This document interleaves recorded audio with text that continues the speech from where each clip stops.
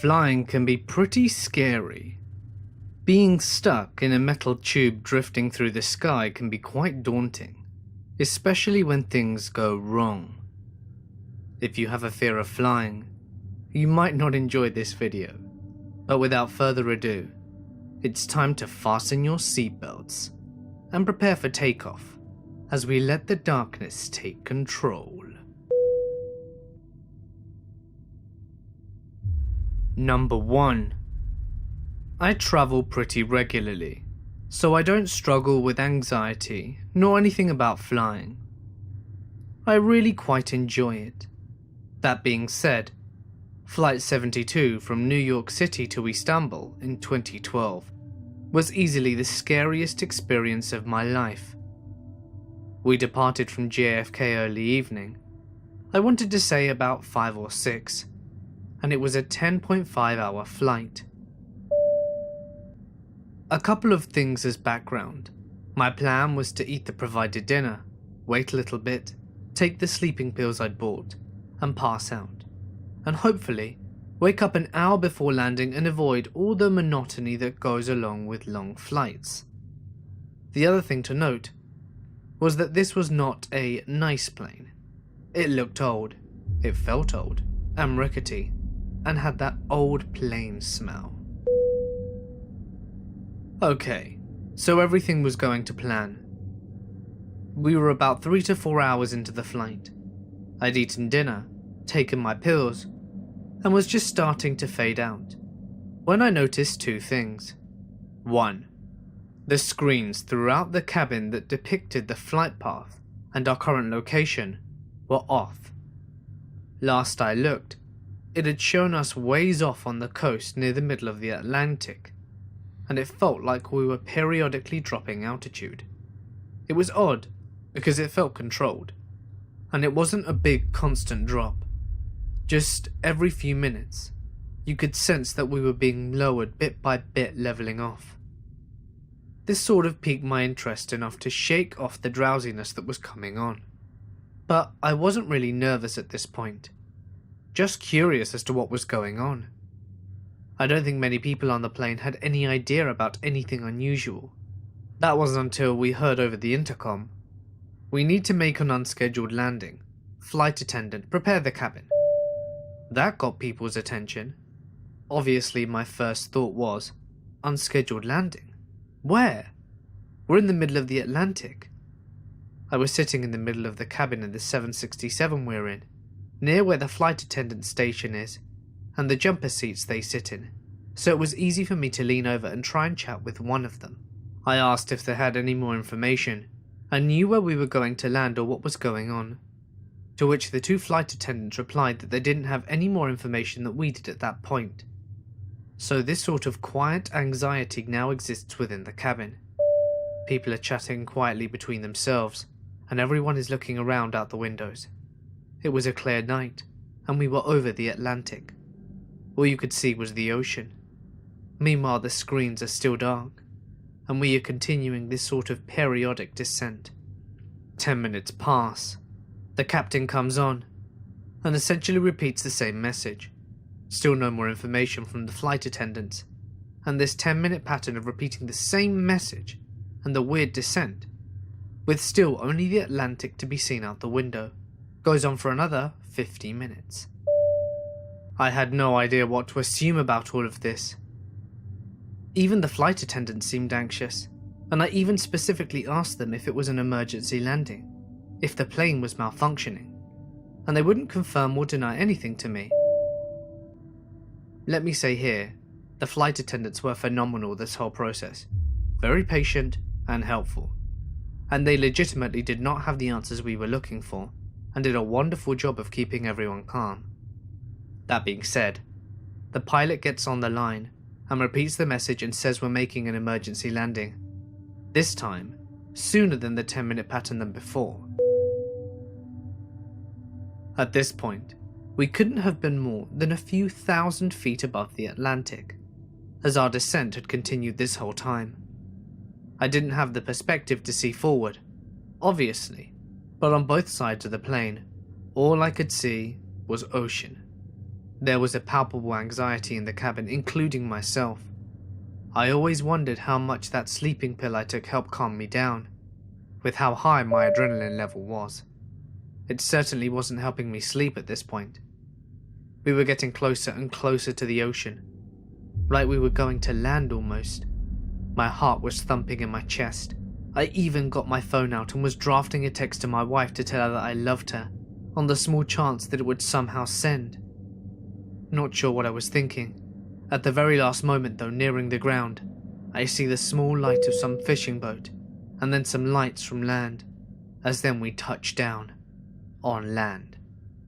Everyone clapped and yelled in joy, and let out a huge corporate sigh of relief. The pilot got on, and says that there was a malfunction with the plane, and that we had made an emergency landing in Newfoundland in a tiny island called Stevensville. I came to find out later that there had been an electrical malfunction in the cockpit, and that the instrumentation for the pilot was either inaccurate or not on at all, but that he was essentially flying the plane with very limited instrumentation, essentially manual or flying blind. This explains the weird descent pattern that he was doing, bit by bit, as they tried to figure out where to land. The malfunction happened over the Atlantic, and he had the choice between trying to make it to Iceland or turning back and trying Newfoundland, and choosing the latter.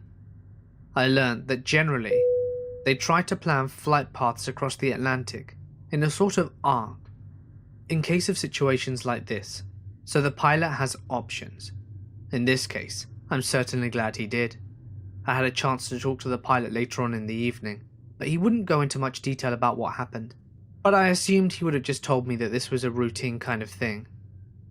A seasoned pilot probably saved a lot of lives that day, including mine. Beyond all that, what happened over the next 8 to 10 hours is another crazy story. But still, that time with those crazy descents was some of the worst and most terrifying times of my life, and I'm so glad I made it out alive. Number 2. I fly often in Europe, but this was the first time flying in the southern US. Having just connected from an easy 9-hour flight from Heathrow, I was on an easier 1-hour flight to Kentucky. The coffee cart had just passed my row when we dropped so far and so fast, I thought I saw tunnels of coffee from all over the rows ahead of me, flying up towards me and hitting the ceiling of the aircraft. What followed was the worst roller coaster ride ever. The coffee cart was flying back, air hostesses gripping the seat, me gripping the passenger next to me. When it evened out, the pilot announced shakily, "Sorry about that, folks, no idea where that came from, more information soon." The passenger sitting next to me still holding my hand, then assured me we'd make it to the ground no matter what, which, when you think about it, isn't really that comforting. Suddenly, the plane goes down, fast, and thrown about like a hairdryer. I am crying as we heavily hit the ground.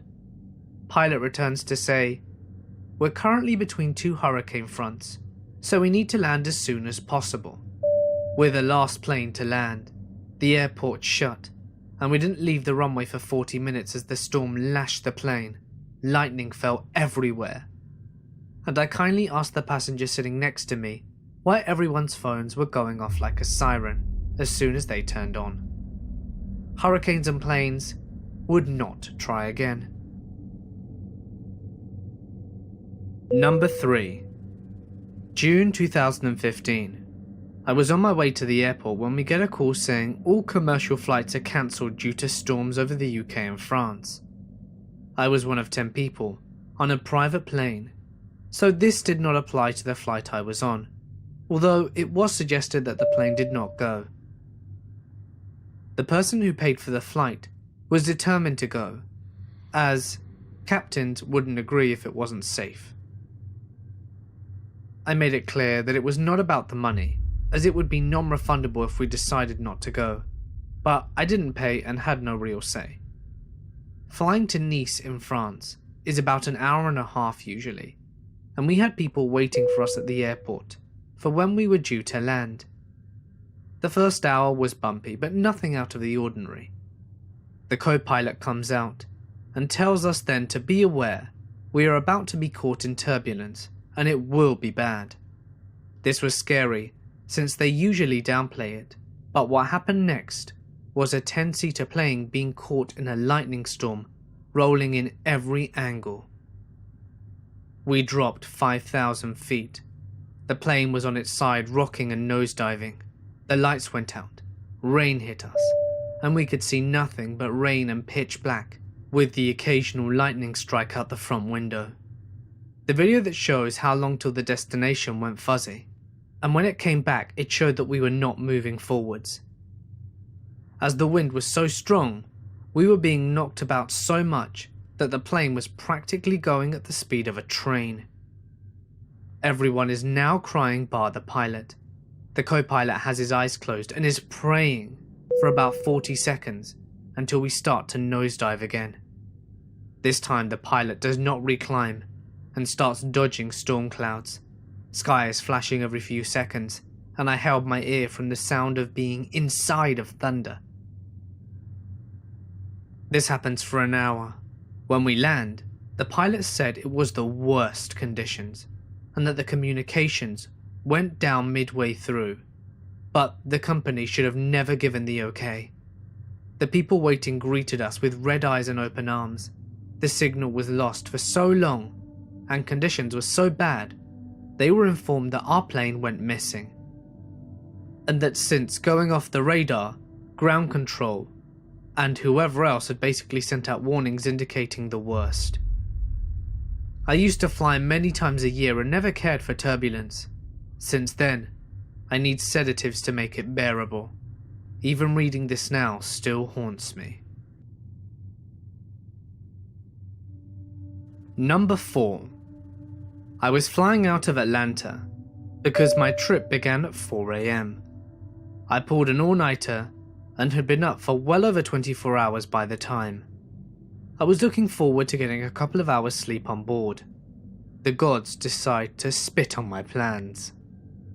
Approaching the jetway, my boarding pass scans, beeps once instead of twice, and a slip of paper comes out the scanner. I have a new seat assignment. Cool. No, this would turn out to be very not cool. I get to my seat and there's barely any space left in the overhead. I can't fit my carry-on up there, and my attendant comes to inform me that my bag will have to be left behind in Atlanta and be shipped to me later on. Then a gentleman, a seat back, speaks up and points to space in another overhead. My bag fits. Day saved. I sit down, and in a few minutes or so the plane begins to back away from the runway. At this precise moment, the guy across the aisle from me vomits explosively 3 times. It hits him, the 2 people on either side of him, and the row in front of him for good measure. Everyone around freaks out and starts spamming the call attendant buttons. They shout back that since the airplane has now begun to taxi, nothing can be done until we've reached cruising altitude. The spamming continues, and finally one of the attendants decides to see what everyone is flipping unholy shit about. She walks back, gets one look, and utters, "Oh my god." Across the aisle from this, myself at the window seat and the guy next to me, aisle seat, just had our noses buried in the collars of our coats, trying not to throw up at the point the smell has wafted through the cabin, and we hear a chorus of other people beginning to retch and heave in response. There's nothing for it. The unfortunate puke brigade can't get out of their seats until we reach cruising altitude, so the flight attendant, backed up by a second, try to do what they can until that point. Finally, once we reach cruising, all of them flee to the bathrooms, and the cleanup begins. Except at first they can't find an air spray, so attendant 1 begins spraying vanilla-scented perfume everywhere in an attempt to mask the vomit smell. This did not improve matters. Attendant 2 finds some Febreze and sprays what had to be half a can around the actual seats. People rapidly started complaining of headaches, and my seatmate and I are now completely unable to breathe. Attendant 1 has started biohazard cleanup at this point, sprinkling puke dust everywhere to contain the mess, since it can't be cleaned up fully in mid-air. During this, Attendant 2 catches on that Febreze is killing everyone, so he goes and gets a bag of coffee grounds, which finally remedies the situation. Until someone bitches about the smell of coffee, and they bring the Febreze bag, and my seatmate and I die again. We never saw the people who got puked on again, but we saw the puker one more time when he went to get something out of his bag. Beverage service saw the purchase of a metric shit ton of alcohol, and Attendant 1 was later joking about burning her uniform. The great puking was all anyone could talk about for the whole flight. As soon as we landed, phones came out so that everyone could bitch about it to their friends and relatives. No sleep was had on those 2 hours, and my god, was it horrific. Number 5. It's 9/11/2001. I'm flying from Cedar Rapids, Iowa, to Cleveland, Idaho. Just as we were about to board the plane, someone in line says something like, "Cessna just crashed into the World Trade Centers." Though a bit troubling, most people were just focused on getting on the plane and didn't pay it much mind. Taxi to runway and take off like normal. I have my head buried in a book, so I'm not really paying much attention to what's going on, though I did notice we didn't get to altitude, which I thought was weird. I think we stayed at around 10,000 feet rather than going up to 30. My flight was direct to Cleveland, and we cruised along about 10,000 feet for about 30 minutes. Then the pilot came over the intercom and said that the FFA had closed all US airspace and that we were landing in Chicago O'Hare. Well, now everyone on the plane is getting nervous. I really had no idea what the hell was going on. Maybe there was a big accident, or maybe a plane was in the air hijacked. We land at O'Hare, and looking out the window, what I could see was chaos. Planes were everywhere, stacked up at the gates, on the access runways leading to the takeoff runways. I had never seen so many ground planes before. People started getting on their phones, and slowly, information started spreading through the plane that we were under some form of attack. We thought this meant that someone had launched a military attack of some sort, like jet fighter missiles, etc. I'm totally confused as to what the hell is going on. Of course, my cell phone was dead, but it probably wouldn't have mattered if it were charged, because people were having a difficult time getting through to their loved ones via the telephone anyway. After about an hour of waiting, we were able to get off the gate. The scene inside was total panic. I remember seeing National Guard soldiers there with their rifles and dogs. Over the intercom, they were repeating, "Please leave Chicago O'Hare Airport as soon as possible." I overheard people saying that the attack was coming to Chicago. I have 2 small kids at home and a wife. I'm stuck at O'Hare with what I thought at the time was an imminent attack. I left my luggage behind and got out of the front of the airport. I managed to stop a guy driving a rental car shuttle bus and asked if he knew if there were any cars available. He said, "Buddy, nothing is available, but I hop on and I'll take you with me so you're not stuck here." I ride to the rental car facility, and I'm racking my brain to try and figure out how to get the hell out of Chicago, with no rental cars available. Flights are shut down, and I was sure trains wouldn't be an option either. Then it hit me. I knew what to do. I asked the rental car driver for some directions on where I needed to go and started walking. I walked for about 20 to 30 minutes or so, and found what I was looking for. U-Haul. I rented a U-Haul truck and drove all the way back to Ohio. As you can imagine, it was absolutely horrific to go through. Number 6. I was working a flight from London Heathrow to Singapore. The second I greeted this couple at the doors, I knew there were going to be trouble. I know you shouldn't judge a book by its cover, but hey, I'm only human, and I'd been doing this job long enough to know an asshole when I saw one. The guy was 50-ish and chronically obese with a t-shirt that ended at his belly button, and he waddled up to the door. You could see his belly flopping from side to side, as if it had a life of its own. He was the kind of guy that you could smell before you see him coming. His wife was short and seemed kind of whacked out. The second they got to the doors to board, the woman started asking when food was going to be served, and that she wanted a bottle of water for both of them. I got her the water and, in the least patronizing way possible, said that food would be served after takeoff.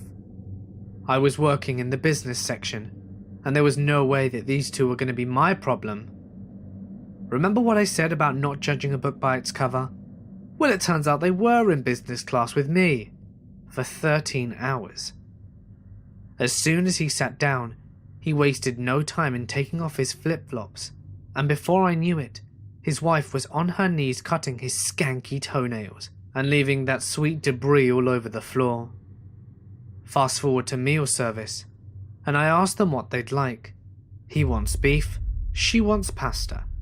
I go back to the gallery and come back with pasta, but she's gone to the toilet. Fine. I'll leave it on her tray and let her husband know it's there for her. I go back to the gallery and get the beef, and come back, and he is eating his wife's food. I didn't know what to do and assumed they'd already discussed it or something and thought nothing of it, leaving the food there with him. 30 minutes later, and the woman is brought up by another crew member. Apparently she got lost on a plane and couldn't find her way back. Seriously? Next thing I know, she was complaining to another flight attendant that her food had been forgotten. I said to her that her husband had eaten it, and he denied it, and by that point all the plates had been cleared, so there was no evidence.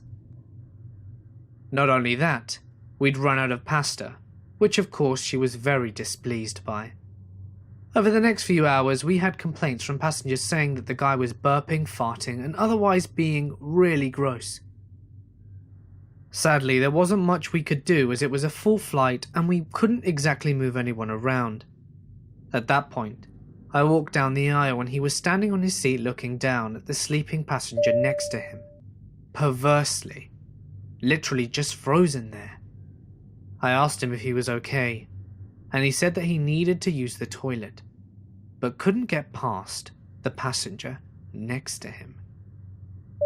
His look had a completely different meaning to it, so I asked the passenger if he could move his legs. The passenger did so, and this guy still manages to trip over him and nearly crush and smother this guy to death with his BO. He was in the toilet so long, I nearly had to knock on the door to see if he was okay. I don't know about you, but 45 minutes certainly seems excessive to me. Once he came out, he said he needed painkillers for his back. I said we could give him paracetamol or Tamgestic if the pain was really bad. And at this point, he took out a packet of empty painkillers that were very strong and said that he needed those exact ones, the ones that he was prescribed by his doctor and provided by his pharmacy. I explained to him that we weren't a pharmacy and obviously didn't have any on board. He was having none of it and complained to the head air hostess. After all of this shit, I was beginning to wonder why I took up the job, and at that moment I heard a scream from the cabin. He had completely undressed himself and was walking stark naked down the cabin. His wife had once again disappeared and was lost, and in the end they were escorted off the plane by the police in Singapore. As it turns out, they were off their tits on meds and booze. Not a day I would ever wish to relive. Hey guys, it's Mort here, and thank you so much for listening. You know, I really love flying. It's worth remembering that it is the safest form of transport. If you enjoyed today's video, please consider dropping it a like and leaving a comment. as it would really help me out with that pesky algorithm. If you want me to read your story, you can drop it to me via email or submit it via text post to my Reddit. Links to both can be found in the description.